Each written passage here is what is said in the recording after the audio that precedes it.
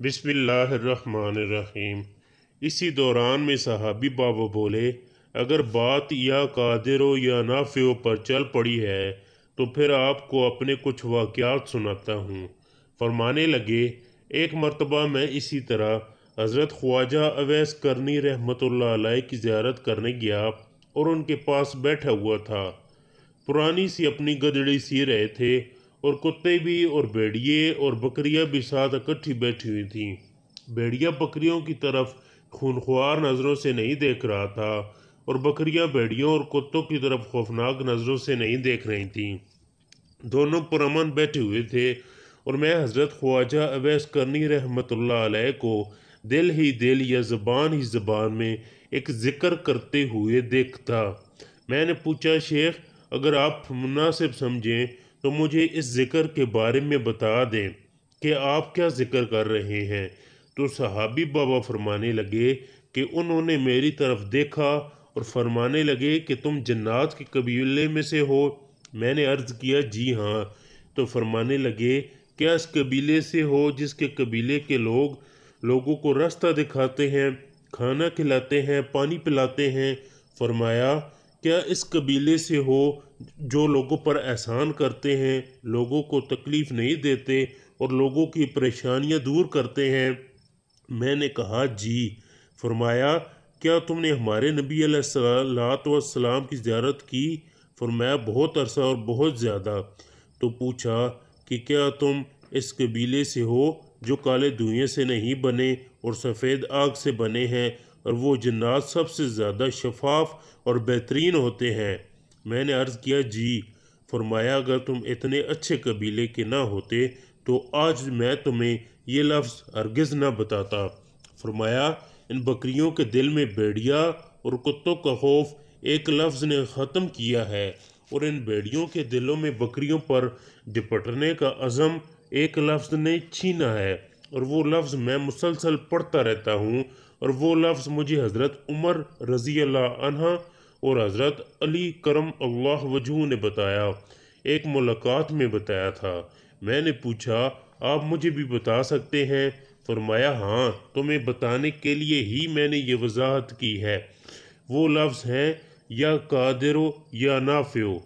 फिर अगर फरमाया, ए कौम जिन के फरजंद, मेरी बात सुन और अपने दिल के दामन में इन लफ्ज़ों की ताकत और तासीर बांध ले। जो शख्स किसी गर्ज से इस लफ्ज़ को पढ़ेगा तो इसकी गर्ज पूरी होगी।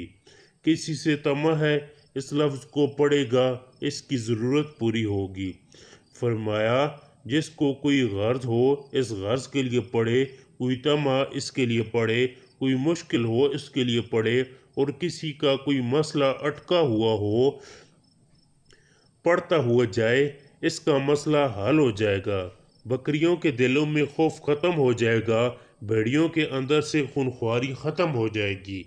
फरमाया, इन लफ्ज़ों के अंदर एक ताकत और तासीर है और ये ताकत और तासीर ये है कि ये लफ्ज़ हर जगह काम आते हैं। आपको खाने की ज़रूरत है, ये लफ्ज़ पढ़ो, खाना मिल जाएगा।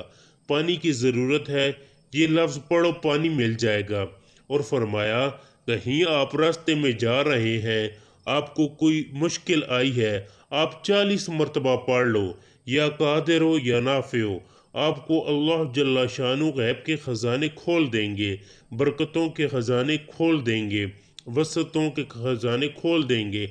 आप कहीं खाना खा रहे हों, या कादिर हो या नाफियो चंद बार पढ़ लो, खाना आपके लिए बरकत और फैज़ का ज़रिया बन जाएगा, खुशियाँ और रहमतों का ज़रिया बन जाएगा और अता का ज़रिया बनेगा।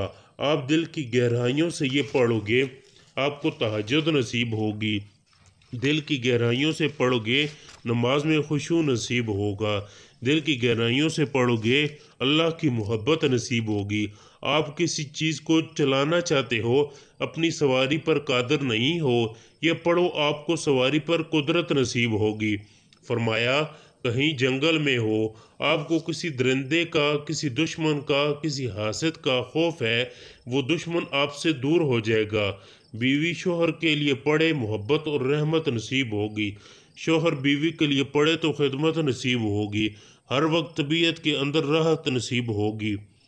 صحابی بابا فرمانے لگے کہ حضرت خواجہ اویس کرنی رحمۃ اللہ علیہ نے مجھے یہ چیز تحفے میں بتائی، اور پھر صحابی بابا نے اپنے اور بے شمار مشاہدات بتائے۔